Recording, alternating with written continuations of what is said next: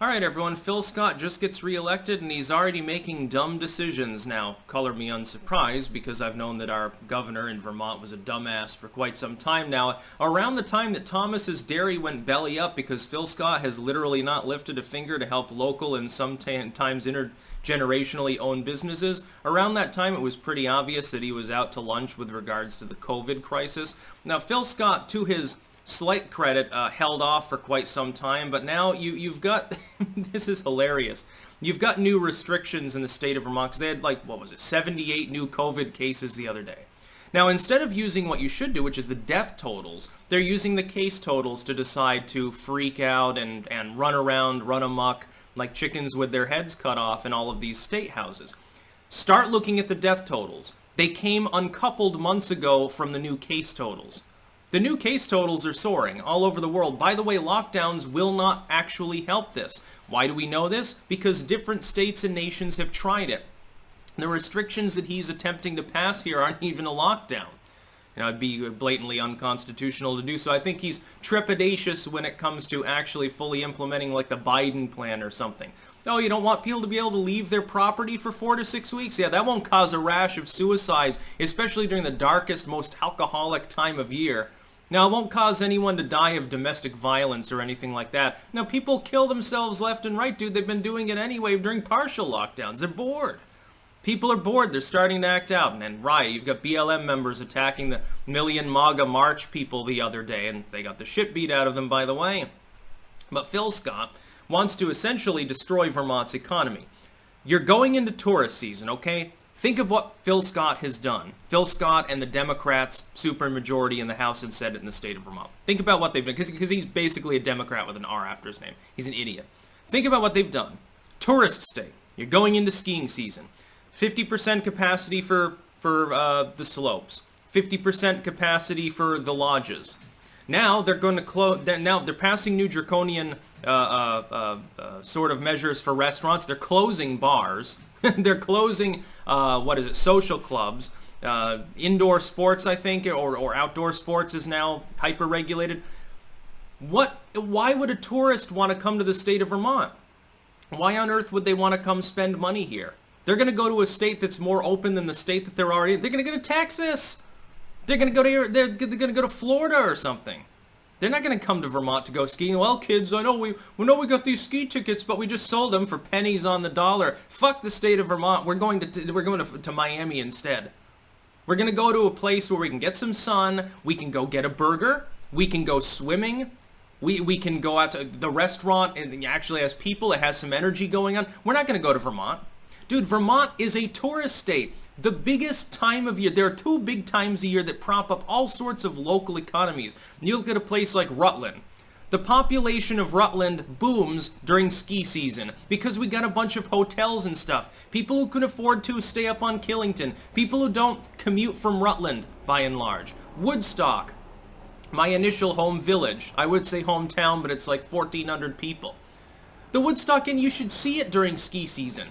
You should goddamn see Woodstock then, or the other one is leaf peeping season for a couple of weeks around late September, early October, when the leaves start changing color and people come in. It's very, very charming. And then a little bit during like this midsummer, people go to like the farms and stuff. They go to see a dairy, which Thomas's dairy, they can't see that anymore. Billings Farm will probably go under.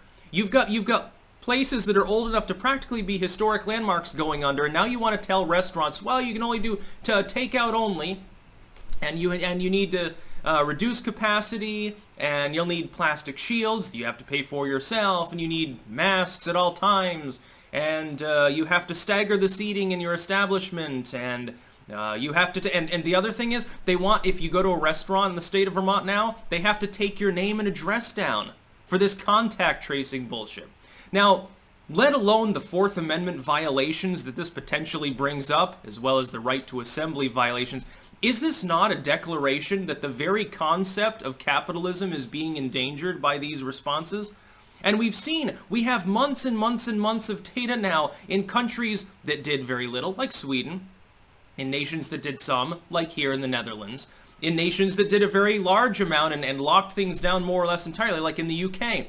There's no differential. We have the data. We have, what is it now, 6 million cases worldwide? We have hundreds of thousands of new cases a day. It doesn't seem to make a big difference whether the nation has restrictions or almost no restrictions. Sweden, its second case totals, they're now beginning to plateau, it appears, which, by the way, is wonderful. And the death rate has remained relatively low, considerably lower than the first wave. I think this might be due to mutation. It might be due to more expansive testing. Who knows what it's due to, but we should be thankful for that. If you look at the actual lethality of this disease, by and large, none of these steps are going to do anything. Here's what works, and the WHO agrees with me. The WHO has openly come out at this point and said, look, eternal lockdowns will cause economic chaos and more suffering, and they're not really doing anything. They want social distancing, which by and large people are doing voluntarily. Try shaking someone's hand these days, see how they react. Masks, which should be voluntary, in my opinion, unless you're in an establishment, when you're in a hospital or something like that, a school. There's a difference. Public transit, there's reasonable accommodations that apply. Of course, I'm not really necessarily a fan of them in the first place, but it is a reasonable accommodation. This is not reasonable, though.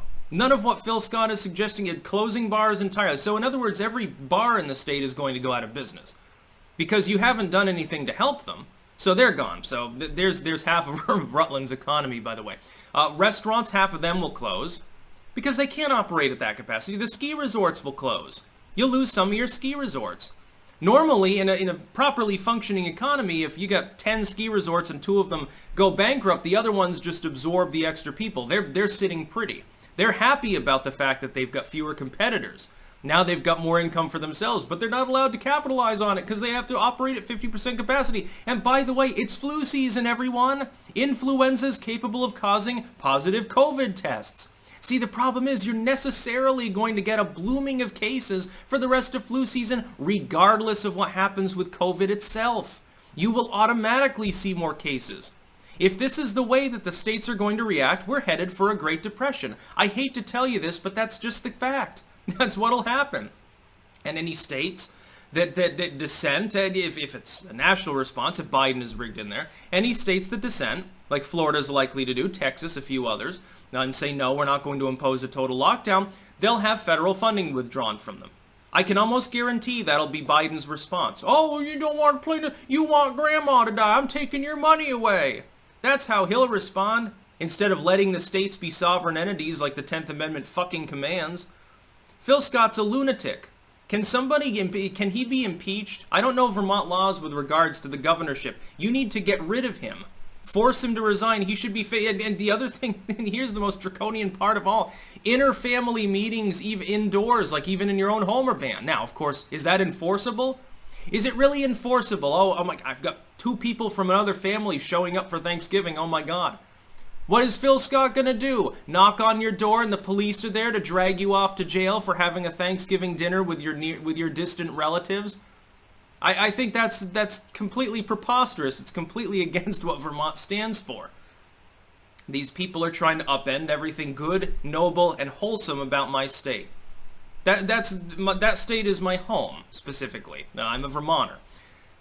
Vermont is different from most of the country. We still have the town meetings and the quilting. People do like quilting and stuff, and you got like a cottage industry, like farms and cheeseries and dairies and stuff. We've got all these wonderful things, and they're all disappearing because of the stupidity of Phil Scott, because of the stupidity of the legislature in the state of Vermont, and because of a bunch of paranoid fear-mongering that's going on. This won't help. It will not lower the case totals. What's the next step, Phil? You'll be just like Biden. You'll say, okay, Vermonters aren't allowed to go outside for the rest of the winter. Yeah, when half the population kills itself from cabin fever and goes into psychosis, you'll have a little bit of a problem. Is Phil Scott going to take the blame for all the extra suicides that this is going to cause? Because if I'm a business owner and I'm in the state right now and I'm told, well, you're not allowed to do business, I'll leave. I'll uproot. If I have the money, I'll uproot. I won't come back either. I'll fucking despise the state. I would urge every Vermonter to speak out against this. Send letters to your editor in the paper, the Rutland Herald, the Burlington Free Press, and whatever. Send letters to the editor. Email fucking Phil Scott's office. Email your representatives, whoever they are. You have the right to protest. Phil Scott wants to take that away from you, but the First Amendment's fairly clear. You can speak out online. Look at what I'm doing. I've probably got more of an audience than any Vermonter other than Bernie Sanders, and he's from Brooklyn, born and raised for his teenage years. Went to UVM, decided never to leave because he figured that the hippies were more easily conned into his bullshit. It's basically what he is. That's a goddamn embarrassment from Phil Scott. That's about all. Peace out.